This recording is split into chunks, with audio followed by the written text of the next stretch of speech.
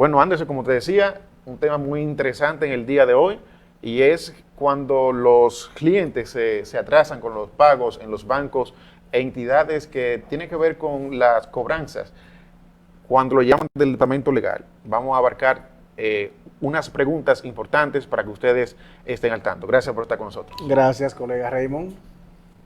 Bueno, de inmediato ahí la primera pregunta, señor director, para que Anderson nos responda. ¿Qué significa que una deuda haya pasado al departamento legal, Anderson?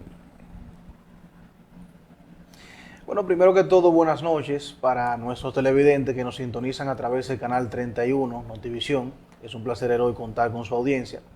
Cuando una deuda o un cliente pasa al departamento legal, podemos hacer referencia de que esa deuda ya no es que no forma parte de la institución que originalmente dio el crédito, sino que muy probablemente ese crédito ya fue cedido a una oficina de abogados o a un abogado en particular a los fines de ejecutar de manera judicial la cobranza de dicho crédito.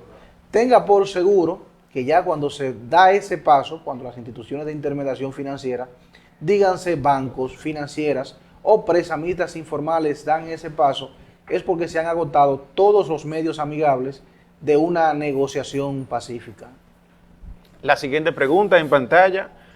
¿Cómo se sabe si una deuda ya está en manos de abogados o en proceso legal?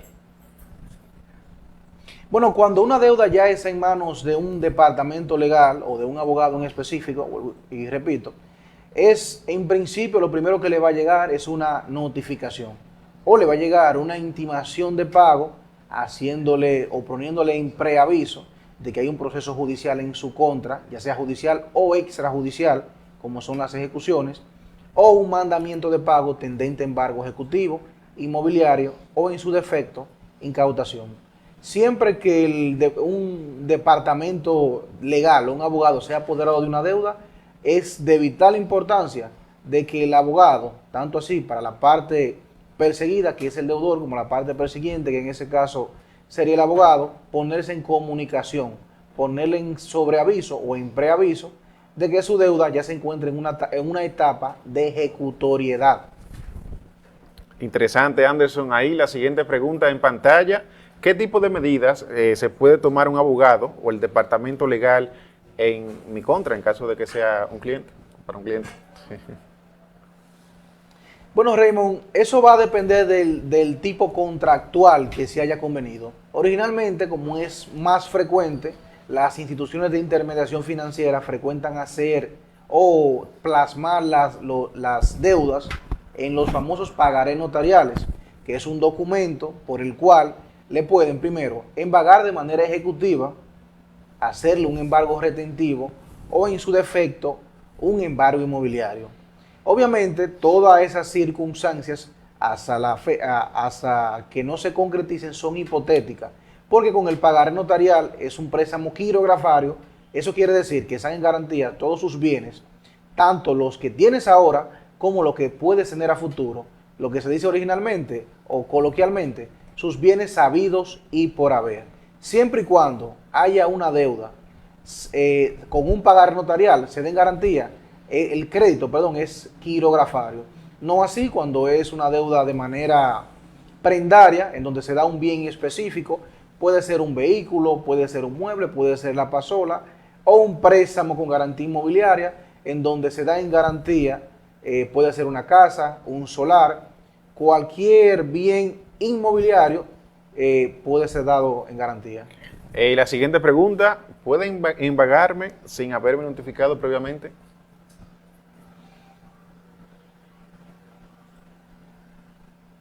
Bueno, esa pregunta es interesante. En principio, establece nuestra Constitución de que nadie puede ser condenado sin ser debidamente notificado o emplazado en su defecto. Pero para esa regla hay una excepción. El artículo 555 del Código de Procedimiento Civil plasma la siguiente excepción a la regla, y es que le permite a un acreedor teniendo un título ejecutorio, llámese un pagaré notarial, o uno bajo firma privada, hacer un embargo retentivo. ¿Y en qué consiste dicho embargo? Es, por citar un ejemplo, cuando mi deudor tiene bienes, dígase en un banco de intermediación financiera, dígase que tiene 100 mil pesos, la ley me permite hacerle un embargo retentivo a los fines de retener los bienes, dígase dinero, en ese banco. Eso de manera preliminar, obviamente que plantea serie de requisitos en donde luego de ese embargo retentivo está obligado el acreedor a denunciarle que se inició dicho proceso y continuar con las siguientes medidas procesales que instituye el Código de Procedimiento Civil. La siguiente pregunta de pantalla, ¿qué opciones hay cuando llega una demanda o una intimación de pago? Bueno, en la parte donde dice intimación de pago, me gustaría que se puntualice que puede ser intimación o mandamiento de pago. Usualmente cuando las instituciones de intermediación financiera pueden ser prestamistas, pueden ser una financiera o un banco, demanda en el cobro de peso, es porque obviamente se han agotado todos los medios amigables del cobro. Es que está buscando a través de una sentencia firme de que se valide dicha creencia. Lo usual es tratar de llegar a un acuerdo. Eso es lo usual. Ahora, ¿qué puedo hacer yo? Primero, verificar de que se me está cobrando lo justo. En segundo lugar, tratar, que eso trata la pregunta siguiente, es de llegar a un acuerdo favorable. Porque ni para la institución es justo ni conveniente darle a un cliente un préstamo y luego entonces tener que invertir en un proceso legal que usualmente se tardan largos, tortuosos y complicados. Sí, precisamente tiene que ver esta pregunta que viene con lo que acaba de decir y ¿es posible negociar la deuda incluso después de que llegue al departamento legal? Pero por supuesto que sí, Raymond. Sucede que lo favorable sería negociar directamente con la institución que es mi acreedor, o sea, que preste el dinero. Porque luego que llega al departamento legal, solamente por el abogado mirar el expediente, va a cobrar sus honorarios. Y esos honorarios, acorde a la ley, acorde a la jurisprudencia constante, deben salir de los bolsillos del deudor. Es decir, mientras más larga se le dé a un préstamo o a una deuda ya vencida, más difícil se le hace al cliente pagar. Porque si en principio se le dificulta pagar los intereses y capital que se deben originalmente, ahora imagínense también tener que pagar los honorarios de los abogados, de los alguaciles que participen en la ejecución de dicho crédito.